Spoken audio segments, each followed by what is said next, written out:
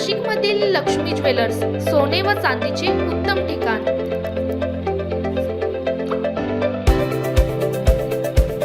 ताज्या बातम्या बघण्यासाठी स्टार लोकशक्ती न्यूज चॅनलला सबस्क्राइब करा आणि बेल आयकॉनला प्रेस करा।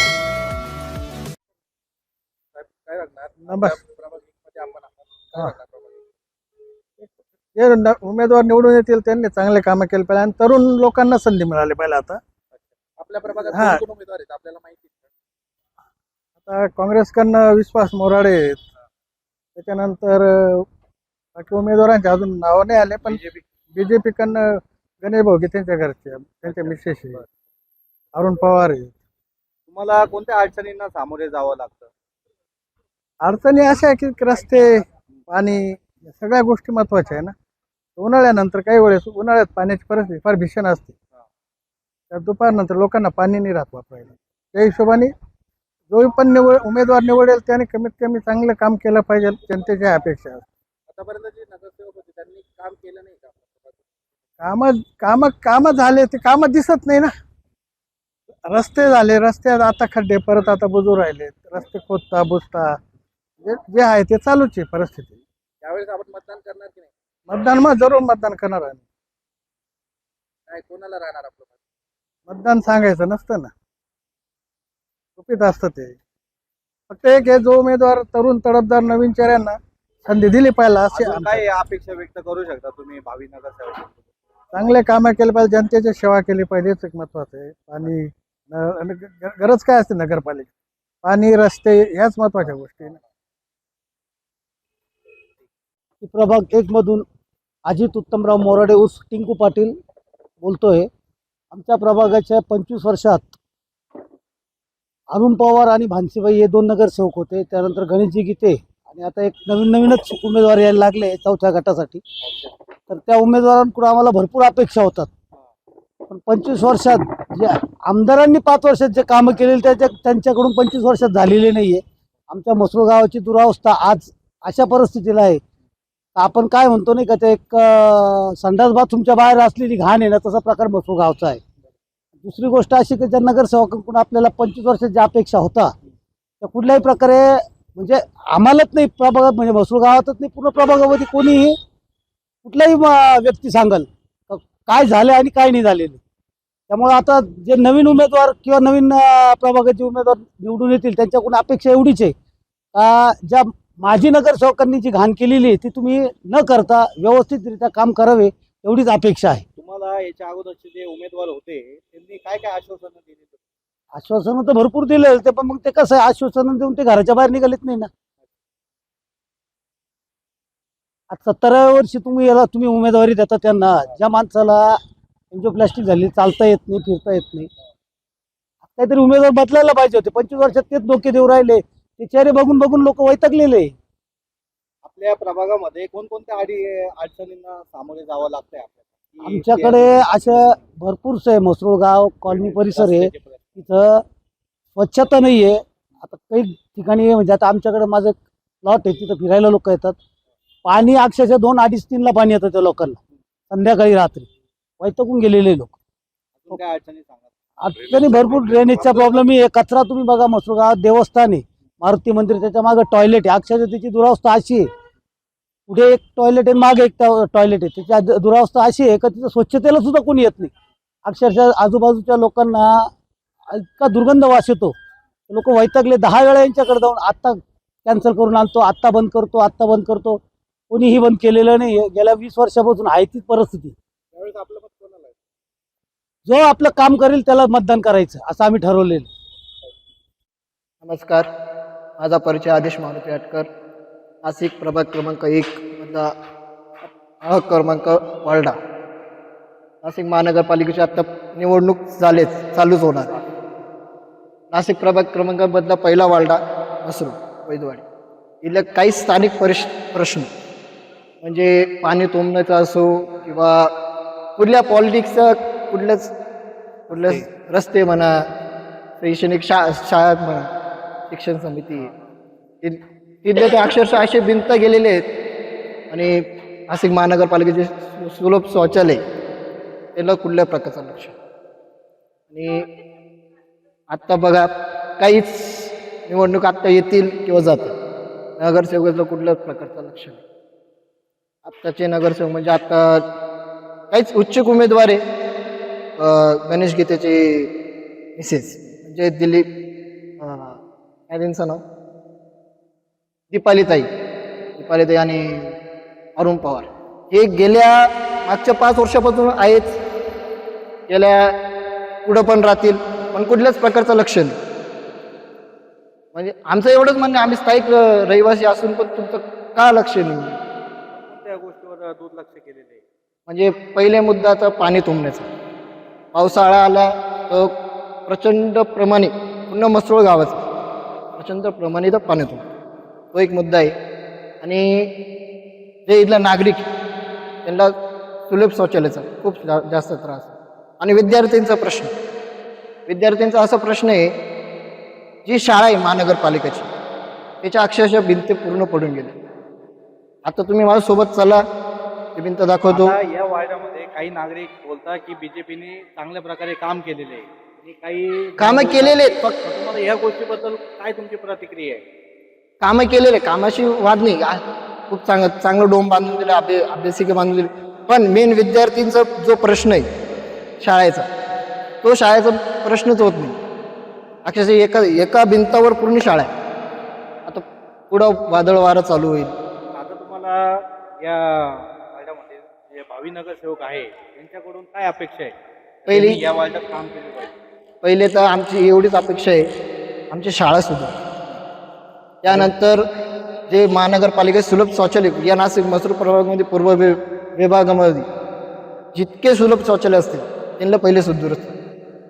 पाणी तुंबण्याचा विषय तो एक दुरुस्त करा. यावेळेस जो विकसित काम करत त्यांनाच. आणि नुसता पैसा देऊन तो 1500 रुपये 5 वर्ष काही चालणार नाही. 5 वर्षामध्ये काय 1500 मध्ये आपलं घर भागणार. जो विकसित कामं करेल त्यांना आमचं 100%. एवढे बोलून माझे 2 शब्द. जय हिंद, जय महाराष्ट्र. काय सांगणार समस्या? आमचं समस्या जे लोकप्रतिनिधी आहेत 1997 पासून ते आजपर्यंत आमच्या कुठल्याही असं मागणीला ते तडाला जाऊन दिले नाही. कुठलंही काँक्रिटीकरण असो, पाणी असो, स्ट्रीट लाईटी असो, कुठल्याही समस्या असो ते सतत सॉल्व करत आले. आणि आज बी तुम्हाला प्रांजलपणाने सांगतो, इथं चारही बीजेपीचे येणार आहेत. बीजेपी शिवाय इथं काहीच येऊ शकत नाही. कारण कसं ते जो लोकप्रतिनिधी आहेत, अरुण पवार झालेत, बांशी मॅडम झालेत, गणेश गीते झालेत, आता लेटेस्ट ननवारे म्हणजे प्रत्येक पंचवर्षीला अगोदर 2002 मध्ये नवले होते, प्राध्यापक नवले, पोपटराव नवले. आणि नंतर त्याच्यानंतर 3 लोकांचा प्रभाग होता, नंतर 4 लोकांचा प्रभागात आला. नंतर त्यांना याच्यामधून पूनम धनगर म्हणून त्यांना घेतले होते. यावेळेस ते माघार आहेत आणि त्यांच्या जागेवर आता ननावरे आले. पण 4ही इथं कमळ लागतील आम्हाला विश्वास आहे. या प्रभागामध्ये अजून काय विकास झाला पाहिजे? आमचा विकास असं झालेला आहे बघा, खासदाराच्या निधीतून मंदिराला पूर्ण गट्टू दिलेत आणि सुशुभीकरणसाठी पण त्यांनी अनुदान दिले. नंतर बाळासाहेब सानप होते आमदार, ते पण बीजेपीचे होते. बाळासाहेब सानप साहेबांनी अभ्यासिका दिले 54 लाखाचे.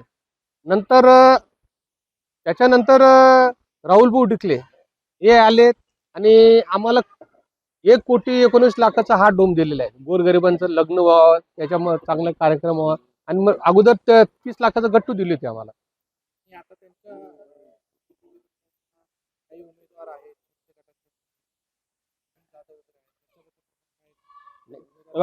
लोक इथून तिथून सगळे बिचारे चांगलेच आहे, कोणाला आपण नावं ठेवू शकत नाही. पण शेवटी तर चालतं ते पहिलेपासून आमच्यावर सावलीसारखे राहिलेत. आता आपण त्यांच्याकडनंच कल देणार ना सर. यावेळेस मतदान करणार? 100%. आणि मी बीजेपीलाच करणार आहे. कोणी का असं ना, मी तोंडावर पुढे बोलतो ना, मी बीजेपीलाच करणार आहे. आणि इथं बीजेपीचाच झेंडा आहे. त्यांनी 30 तुम्ही किती जरी चॅनलला दाखवा, कुठेही दाखवा, आम्ही पूर्ण वैदूवाडी हा बीजेपी कट्टर आहे. अरुण पवार साहेब आहे, बानशी मॅडम आहे, गणेश भाऊ गीते आहेत, तोपर्यंत इथून बीजेपी आलणार नाही. भले 40 वर्ष राहो, नाही तर आमची मागची पिढी, आता आमची पिढी जरी गेली तर पुढची पिढी पण तेच काम करणार आहे. कारण आपल्याला अडचणच नाही इथं कुठल्याही. मुबलक पाणी दिलेले आहेत, स्ट्रीट लाईट इतके दिलेत, आणि वेळोवेळी निम्मे रात्री तुम्ही केव्हाही फोन करा, ते आजार असतात. अशाच लोकांना मदत करणार ना सर. लोकांना काय पाहिजे? सुविधा पाहिजे, सोयी सुविधा पाहिजे. नाव सुरेश धनगर, मी राहणारा वैदवाडीतला. काय सांगणार, आपलं मत कोणाला राहणार आहे? आपलं मत बीजेपीला राहणार आहे. बीजेपी म्हणजे आमचा एक पहिल्यापासून तो पक्ष निष्ठावंत आहे. या चालू वर्षी सुद्धा आम्ही ते बीजेपीलाच मत देऊन त्यांनाच कौल देणार आहे. कारण परंपरापासून त्यांचं इथं आमच्यासाठी ते भरपूर कामं केलेले बी आहे. मंदिर झालं, डोम झालं, परत रोडचं काम असो, गटरचं काम असो, लाईटिंगचं कामं असो, आणि युवा पिढीत जो तरुण मुला मुली आहेत त्यांच्यासाठी काही गोष्टी, शिक्षण असो, काही गोष्टीसाठी त्यांनी आम्हाला मदत केलेली आहे. त्याच्याकरता आम्ही आता बीजेपी सोडून दुसरा पक्ष काय आम्ही निवडू शकत नाही. त्याकरता आता इथून पुढे बी हे जो 4 उमेदवार आहे, बानशीताई झालं, अरुण पवार साहेब झाले, गणेश भाऊ गीते झाले, नानावरे मॅडम झाले, आता इथून त्यांचे जरी पॅनल निवडून आले तर त्यांच्याकडे पुढे एक आमची एक अपेक्षा राहील की युवा पिढीत जो तरुण मुलं मुली शिक्षण झालेले त्यांच्यासाठी एक छोट्या मोठ्या नोकरीची सोयी उपलब्ध करून देतील अशी त्यांच्याकडून आम्ही अपेक्षा करतो. माझे नाव बाळासाहेब शिरा, राणा रोहनदाव नगर, मथुर, नाशिक. प्रभाग नंबर 1. हां, तर इथं आरोग्याचा प्रश्न, त्याच्यानंतर नियमित पाणी पुरवठा, त्यानंतर समाज मंदिराची गरज आहे आमच्या प्रभागामध्ये. त्यानंतर आमचा हा जो रस्ता आहे किशोर सूर्यवंशी, तर स्पीड ब्रेकर होणं फार गरजेचं आहे. कारण दिवसेंदिवस वस्ती ही वाढत चाललेली आहे. त्या दृष्टिकोनातून स्पीड ब्रेकर करणं फार गरजेचं आहे. त्यानंतर काय सुविधा? सुविधा मुलांकरता गार्डन हवं आहे खेळण्याकरता. त्याच्यानंतर एखादी अभ्यासिका पाहिजे भागामध्ये. कारण दिवसेंदिवस लोकवस्ती ही वाढत चाललेली आहे. त्याच्यामुळं पाण्याचा प्रश्न फार मोठ्या प्रमाणात गंभीर बनत चाललेला आहे.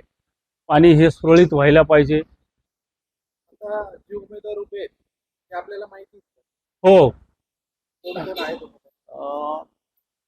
रुपाली स्वप्नील नन्नावरे मधून आहे. त्याच्यानंतर अरुण पवार आहेत. त्याच्यानंतर भानसी मॅडम आहेत. त्याच्यानंतर रुपाली गीते आहेत. काय सांगणार? त्यांच्याबद्दल आमच्या प्रभागाचा विकास तर हा झालेला आहे, परंतु अजूनही विकासाची गरज आहेच नाही असं नाही. कारण दिवसेंदिवस ही लोकवस्ती ही वाढत चाललेली, पाणी पुरवठा हा कमी होत चाललेला आहे. त्यांच्या विरोधामध्ये प्रवीण जाधव म्हणून पण आहेत. हो, प्रवीण जाधव पण आहे. त्याच्यानंतर नैना रामवंशी आहेत. गणेश जाधव पण आहेत. आपलं चव्हाण, मला वाटतं ना, हा चव्हाण आहेत. आणि पुन्हा परत असे उमेदवार आहेत. निरगुळे पण आहेत. आणि अपक्ष पण मला वाटतं. काय सांगणार या आपण आपला कौल कोणाला जाईल? आता तसं तर निश्चित तसं काही नाही, संमिश्र प्रतिसाद आहे प्रत्येकाला. नाही असं नाही, कारण वैयक्तिक अजून तर काय सर्वे नाही आमच्यापर्यंत आलेला. तर त्या दृष्टीने आहेत. तरी जनतेचा कौल कोणत्या दिशेने दिसतोय? आता जनतेचा कौल तर निश्चित काही सांगू शकत नाही, कारण प्रतिक्रिया वेगवेगळ्या असतात. हा, तरी पण अंदाज नाही सांगता येणार. नाही कारण नाही कारण तुम्हाला आपल्या प्रभागामध्ये उमेदवार कसा असावा? आता साधारणतः उमेदवार हा सुसंस्कृतीत असावा, पदवीधर असावा आणि विकास करणारा असावा. हो. काय नाव आपलं? माझं नाव संजय धनगर, मी वैदू समाज सेवा संघाचा मी माझे अध्यक्ष आणि उपाध्यक्ष 4 वेळेचा आहे. परंतु फक्त मला सरकाराला किंवा मी प्रशासनाला किंवा तुमच्या पत्रकार बांधवांना एकच सांगायचं आहे का या देशात ही लोकशाही आहे, ही हुकुमशाही नाहीच आहे. पण माझं एकच म्हणणं आहे तर लोकशाहीमध्ये कुठल्याही ठिकाणी मतदान व्हायलाच पाहिजे 100%. आणि विकासाचा मुद्दा जर असेल तर विकास म्हणून उपाशी कोणी राहत नाही, विकास काही आणून देत नाही. विकासाचा मुद्दा म्हणजे काय, परत फक्त पाण्याचा प्रश्न राहील किंवा कॉन्क्रीटकरण रस्त्याचा किंवा वगैरे एका लग्न कार्यासाठी एखादा डोम वगैरे याचा राहील. फक्त जी विकास आहे तो प्रत्येक जण म्हणतो विकास विकास विकास. विकासाला एवढं महत्व नाहीये, पण लोक काही उपाशी विकास काय आणून देतो का? शेवटी जे कष्ट करेल तोच खाणार आहे. फक्त माझं म्हणणं असं आहे का प्रत्येक ठिकाणी हा लोकशाही आहे, कुठला हुकुमशाही नाही. तो कोणत्याही पक्षाचा असो तिथं मतदान व्हायलाच पाहिजे, हीच आमच्या जनतेची अपेक्षा आहे. प्रभागाबद्दल काय बोलू इच्छिता? प्रभागाबद्दल जर म्हणलं तर मला वाटतं 2004 का 2000 जेव्हा ही प्रभाग झालेले आहे, परंतु प्रभाग झाल्यानंतर खऱ्या अर्थाने या ठिकाणी भाजपचा बालेकिल्ला आहे. परंतु त्यांनी खऱ्या अर्थाने इथं विकास होईल की आमची ती रंजनाताई बांशी माझे महापौर होतीच, अरुण पवार होतेच, आणि आमचे आमदार डिकले सर, राहुल भाऊजी डिकले यांनी खऱ्या अर्थाने खूप विकास केला आहे, 100% विकास केलेले आहे. पण आता शेवटी आता जनता आहे. जनता आता कोणाला काय मदत कौल करतील हे काय आम्ही सांगता येत नाही. काय सांगू शकता? नाही, प्रभागाबद्दल चांगले आहे. जर आमच्या या अगोदरच्या नगरसेवकांनी काय काय चांगले काम केले? या अगोदर तिथं भाजपचीच होती, आता बी ती भाजपचीच होता. इथं आपण काय काय चांगलं काम चांगलं आहे. आता राहुल डिकलेने आमदारांनी आमच्या समाजासाठी लग्न कार्यासाठी डोम दिले, मसोबा वेताळ मंदिराचं चांगलं त्यांनी काम करेले, कॉन्क्रीटकरण काम करेले. त्याच्यानंतर पाण्याची सोय व्यवस्थित आहे, लाईटिंगची सोय सुद्धा व्यवस्थितच आहे. तुम्हाला काय वाटतं या भागातली जनता ही बीजेपीच्याच पाठीशी राहील?